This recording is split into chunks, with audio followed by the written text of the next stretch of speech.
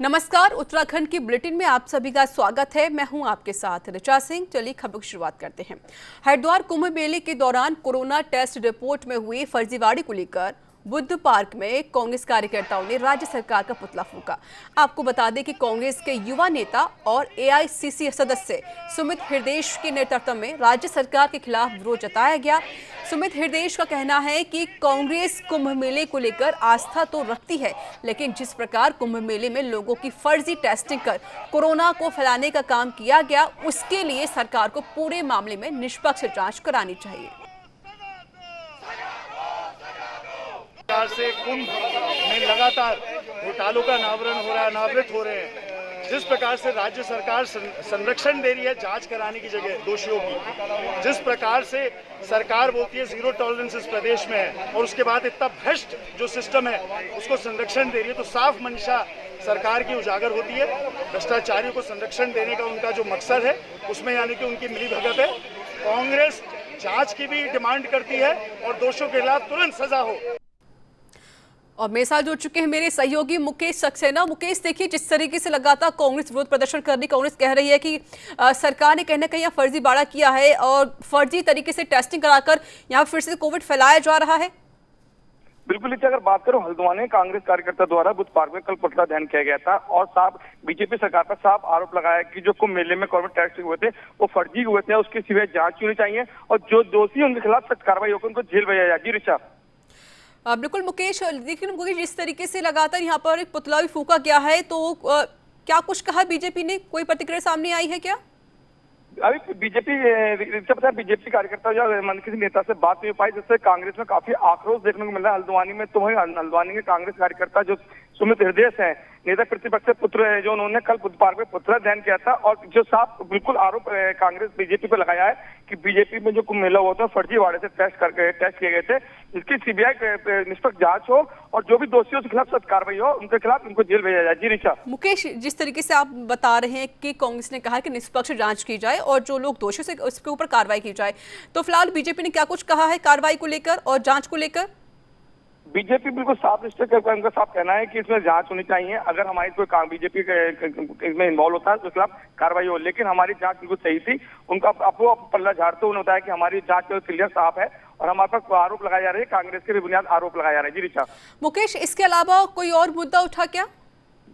अभी फिलहाल तो इस टाइम जो मुद्दा हल्द्वानी में गड़बड़ा रहा है, चुनाव के गर्मी आ चुकी है, 6 महीने चुनाव मात्र रह गए, तो कांग्रेस और बीजेपी में लगातार जवानी जंग शुरू हो चुकी है। हल्द्वानी में देखने को मिल रही है लगातार कांग्रेस के खिलाफ बीजेपी आरोप लगा रही है और बीजेपी जो कांग्रेस के खिलाफ लगातार आरोप लगा रही है। हल्द्वानी में सियासी सिलसिला जोरों पर है। जी चलिए मुकेश, बहुत बहुत शुक्रिया आपका अधिक जानकारी देने के लिए।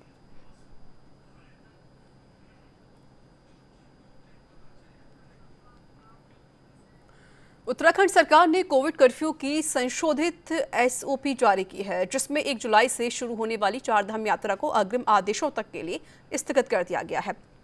आपको बता दें कि सोमवार को जारी एसओपी में यात्रा के शुरू होने का जिक्र था, जबकि इससे पहले ही हाईकोर्ट ने यात्रा पर रोक लगा दी थी और अब उसी अनुपालन में संशोधित एसओपी जारी की गई है। दरअसल हाईकोर्ट ने 1 जुलाई से चारधाम यात्रा शुरू करने के उत्तराखंड कैबिनेट के निर्णय पर सोमवार को रोक लगा दी थी। कोर्ट ने चारधाम में पूजा अर्चना का लाइव टेलीकास्ट करने के निर्देश भी सरकार को दिए। साथ ही 7 जुलाई तक लाइव स्ट्रीमिंग के लिए किए गए प्रबंधों की जानकारी शपथ पत्र के माध्यम से कोर्ट को देने को कहा है। तो हाईकोर्ट की रोक के बाद अब 1 जुलाई से चारधाम यात्रा को लेकर बात कही गई है। उत्तराखंड सरकार ने फिलहाल नई एसओपी जारी कर दी है। कोविड कर्फ्यू की संशोधित एसओपी जारी की गई है और वहीं चारधाम यात्रा अग्रिम आदेशों तक रद्द कर दी गई है।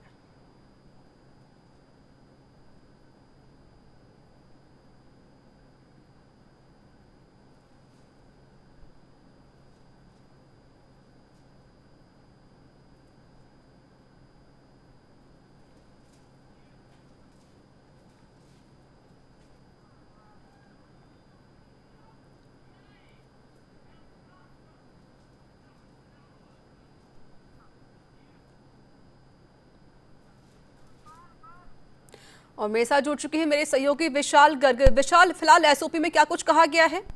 देखिए ऋचा, क्योंकि इस बार फिर सरकार ने अपनी एसओपी जारी की है, क्योंकि जिस तरह से हम देख रहे थे कि हाईकोर्ट ने एक बार फिर से सरकार को कह दिया है कि चारधाम को लेकर के पहले पूरी तैयारियां जो है वो सरकार कर ले, उसके बाद चारधाम यात्रा को खोला जाए। लेकिन जिस तरह से देखिए सरकार का भी साफ तौर से कहना था कि पहले 3 जिलों को ही उसमें खोलने की अनुमति दी गई थी, कि आसपास के जो जिले हैं पहले उनको खोला गया था। लेकिन ऐसे में भी हाईकोर्ट ने अभी सचेत कर दिया गया है, क्योंकि पुजारियों की भी सुविधाओं का ध्यान रखा गया है। तो ऐसे में चारधाम को अभी के लिए स्थगित किया गया है, जिसके बाद जो राज्य सरकार है उन्होंने भी अपनी एसओपी में चेंजेस किया है। क्योंकि पहले जो सरकार ने एसओपी जारी की थी उसमें सरकार ने कहा था कि तमाम जो 3 जिले हैं जो आसपास के, वो चारधाम यात्रा का में जा सकेंगे। लेकिन अब जिस तरह से फिर से एक बार एसओपी बदली है राज्य सरकार ने, तो कहीं ना कहीं इसमें हाईकोर्ट ने जिस तरह से चेतावनी दी थी सरकार को, तो कहीं ना कहीं अब सरकार को पूरी तैयारियां दोबारा से करनी होंगी, अपनी जो फाइलिंग है वो सबमिट करनी होंगी, और किसी भी तरह की आगे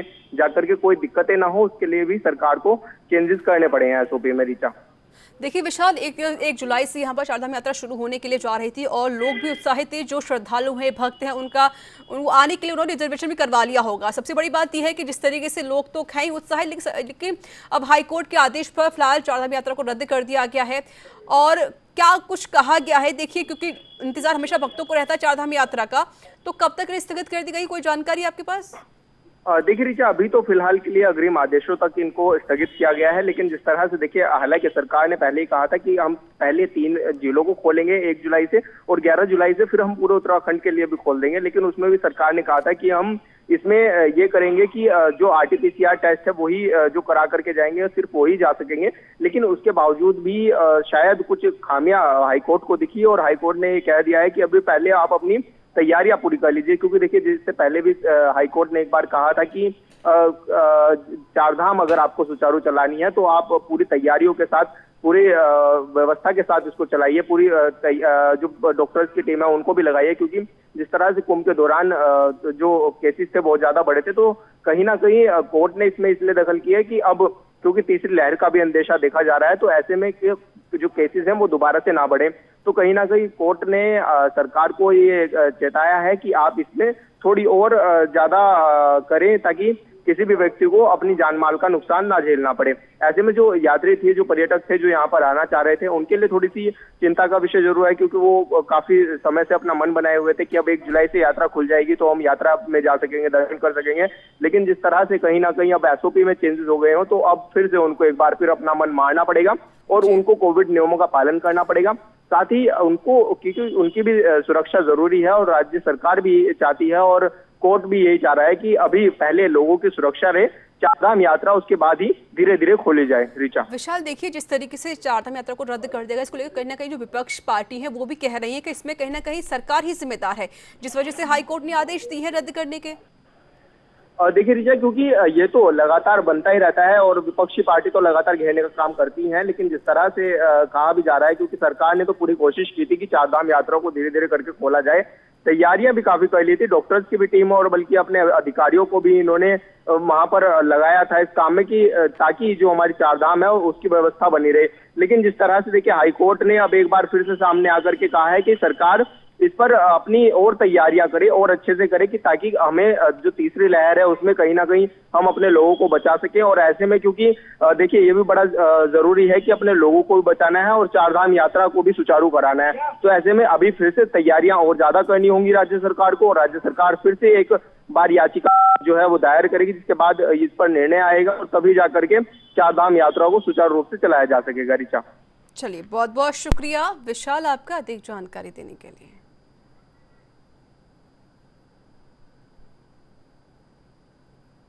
रामनगर में चल रहे बीजेपी के चिंतन शिविर का आज तीसरा और आखिरी दिन है। शिविर के बारे में मीडिया से बात करते हुए प्रदेश अध्यक्ष मदन कौशिक ने कहा कि बैठक में चुनाव की रणनीतियों के साथ ही संगठन को मजबूत करने पर बल दिया गया। उन्होंने कहा कि 2017 में जिस तरीके से बीजेपी ने प्रचंड जीत हासिल करके सरकार बनाई थी, इस बार भी बीजेपी कुछ ऐसा ही करेगी। साथ ही बीजेपी प्रदेश अध्यक्ष ने कांग्रेस पर निशाना साधते हुए कहा कि जिस तरीके से 2017 तक कांग्रेस ने सत्ता में रहकर भ्रष्टाचार को चरम पर पहुंचा दिया था, उसको खत्म करने के लिए बीजेपी पूरी तरीके से जुटी हुई है।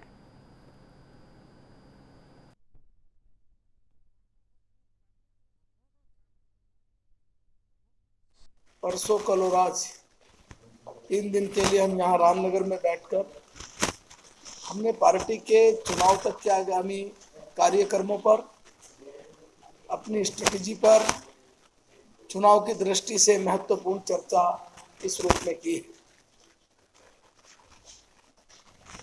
पिछले 2 दिनों में समय समय पर आपको जो चिंतन बैठक में कार्यक्रम स्वरूप हमने चर्चा की है, उससे अवगत भी कराया गया है। हम लोग 2022 के चुनाव में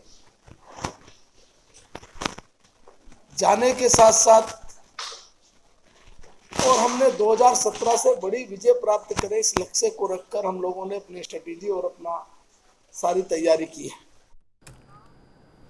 हल्द्वानी में सुबह हुई मूसलाधार बारिश से नगर निगम के दावों की पोल खुल गई है। महज 1.5 घंटे की बारिश से शहर की सड़कें जलमग्न हो गई हैं और लगने लगा है कि अब बाढ़ की स्थिति पैदा हो सकती है। हल्द्वानी के हीरा नगर स्थित नवाबी रोड तिराहे का है, जहां कालाडूंगी हाईवे समेत नवाबी की ओर जाने वाली सड़क महज 1.5 घंटे की मूसलाधार बारिश में जलमग्न हो गई, जहां रोड में जल भराव होने से ही यातायात में वाहनों को दिक्कतों का सामना भी करना पड़ा और वहीं राहगीरों के लिए चलना भी बंद हो गया। आपको बता दें कि हल्द्वानी नगर निगम द्वारा नालियों की सफाई के तो दावे किए जाते हैं, पर मॉनसून आने पर बारिश के बाद उन सभी दावों की हकीकत की पोल खुल जाती है। देखिए, बिल्कुल जहाँ जहाँ भी हमारा जो निगम का एरिया है वहाँ नाली चौक हुई है और जलभराव की समस्या आ रही है। उसके लिए नगर निगम और जल संस्थान इनके साथ बैठक करने के उपरांत और सिंचाई विभाग के साथ कार्रवाई की जा रही है कि लगातार इनको निर्देशित किया गया है कि अपनी मानसून से पूर्व ही पूरी तैयारी कर लें कि ये स्थिति ना आए कि शहर में जलभराव की स्थिति हो और शीघ्र ही समस्या का निस्तारण करा लिया जाए। मैम, लगातार वर्षों से ये बात सुनते चले आ रहे हैं मैम, आज तक इसका निर्माण नहीं हो रहा है, तो क्या नगर निगम की इसको लापरवाही मानी क्या इसको मैम? नहीं, देखिए, आप जैसा आप भी जानते हैं कि मैंने अभी यहाँ चार्ज संभाला है और जो भी यहाँ की समस्या है, मेरा पहली प्राथमिकता ये रहेगी कि उसका निस्तारण हो। इसमें बैठक करके जो भी इसमें अवरोध आ रहे होंगे।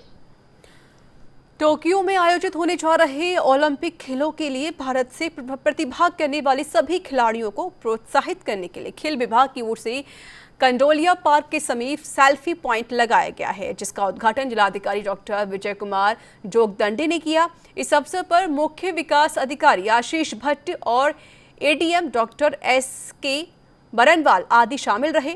इस दौरान अधिकारियों की ओर से सेल्फी पॉइंट में सेल्फी खींचकर टोक्यो में प्रतिभाग कर रहे भारत के सभी खिलाड़ियों के प्रोत्साहन के लिए अपील की गई है।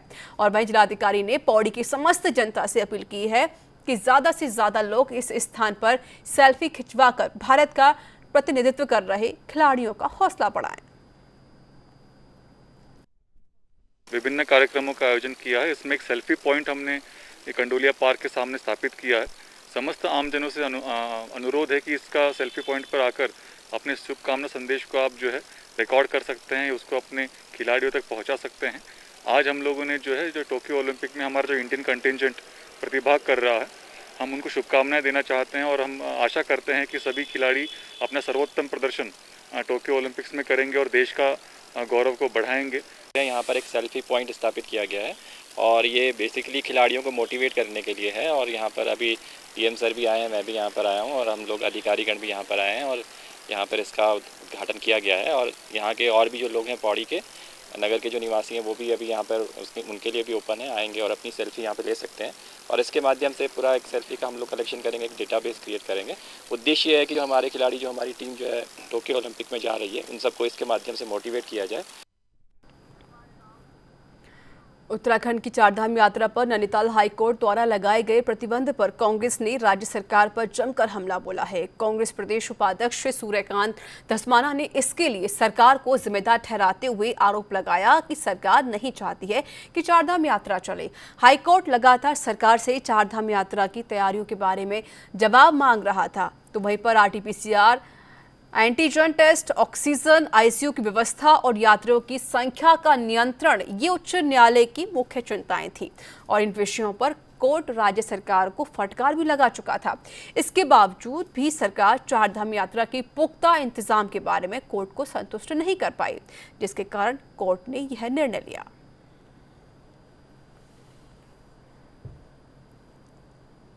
हाईकोर्ट ने जो आज चारधाम यात्रा पर रोक लगाने का निर्णय लिया है, उसके पीछे राज्य सरकार की लापरवाही, हीला हवाली और राज्य सरकार के द्वारा हाईकोर्ट को मुतमईन न कर पाना, उनके सवालों का और उनकी क्वेरीज का जवाब न दे पाना। कैसे एंटीजन टेस्ट होगा, कैसे आरटीपीसीआर होगा, जो लोग आएंगे अगर बीमार पड़ गए तो उनकी सुरक्षा के क्या इंतजाम होंगे, राज्य सरकार के पास हेल्थ सर्विसेज, ऑक्सीजन, इन तमाम चीजों की क्या व्यवस्थाएं हैं, इसके बारे में कोई जवाब जब नहीं दे पाए तो हाईकोर्ट ने आज रोक लगा दी। मैं समझता हूं जिस प्रकार से कुंभ में लापरवाही बरती गई, आरटीपीसीआर, एंटीजन टेस्ट के बारे में, जिस प्रकार से तमाम लोग वहां पर आए लेकिन सरकार व्यवस्था नहीं कर पाई, वही डर हाईकोर्ट को था और इसीलिए आज हाईकोर्ट। महंगाई को देखते हुए प्रदेश सरकार अब जनता को राहत देने के लिए पेट्रोल डीजल पर टैक्स कम करने पर विचार कर रही है। सीएम तीरथ सिंह रावत ने ऐसे संकेत दिए हैं। सीएम का कहना है कि अंतर्राष्ट्रीय बाजार में कच्चे तेल के दामों में बढ़ोतरी होने पर पेट्रोल और डीजल के दाम बढ़ते हैं। राज्य सरकार महंगाई पर लगाम लगाने के लिए पेट्रोल पर टैक्स कम करने पर विचार कर रही है। जल्द ही इसकी घोषणा की जाएगी। आपको बता दें कि रामनगर के ढिकोली में भाजपा के चिंतन शिविर में पहुंचे मुख्यमंत्री ने ये बात कही।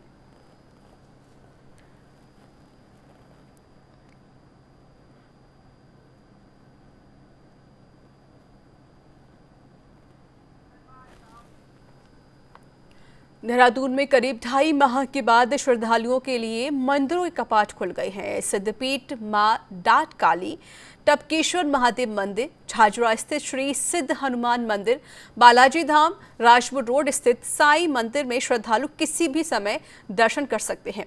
हालांकि यहां भव्य भंडारा और धार्मिक आयोजन करवाने को प्रशासन की अनुमति लेनी होगी।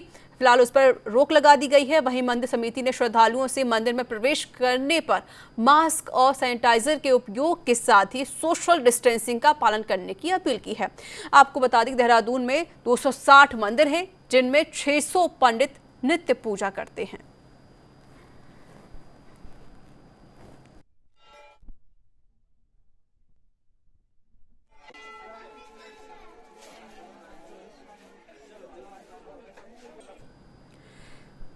दिनेशपुर में थाना अध्यक्ष अशोक कुमार ने कोरोना के खतरे के प्रति आम जनता को जागरूक किया और कोरोना नियमों का पालन करने की अपील की।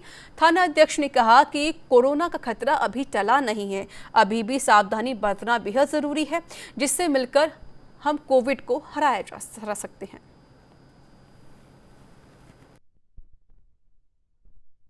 उत्तराखंड शासन द्वारा आज 29/6/2021 की प्रातः 6 बजे से 6 जुलाई 2021 की प्रातः 6 बजे तक नई गाइडलाइन जारी की है, जिसमें काफ़ी सेवाओं को छूट दी है और हम लोग जो गाइडलाइन है उनका अनुपालन करते हुए मार्केट में अन्य जगह कार्रवाई करें।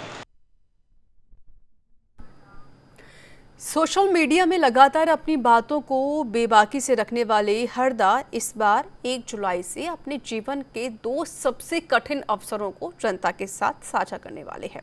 आपको बता दें कि पूर्व मुख्यमंत्री हरीश रावत ने ट्वीट कर कहा कि मेरे जीवन में कई खतरनाक और चिंतापूर्ण अवसर आए, इष्ट देवता ने हमेशा मुझे संकट से बाहर निकाला। हरदा ने आगे लिखा कि यूं तो मौत को केवल ईश्वर ही पराजित करता है, लेकिन ईश्वर की कृपा से मैं न केवल स्वस्थ हुआ बल्कि मैंने अपने संकल्प सूत्रों को आगे बढ़ाने में अपने आप को पूरी तरीके से झोंक दिया। हरदा ने लिखा कि 1 जुलाई 2021 से मैं अपने फेसबुक पेज पर अपने इन अवसरों को छोटे छोटे लेखों के रूप में आपके साथ साझा करूंगा।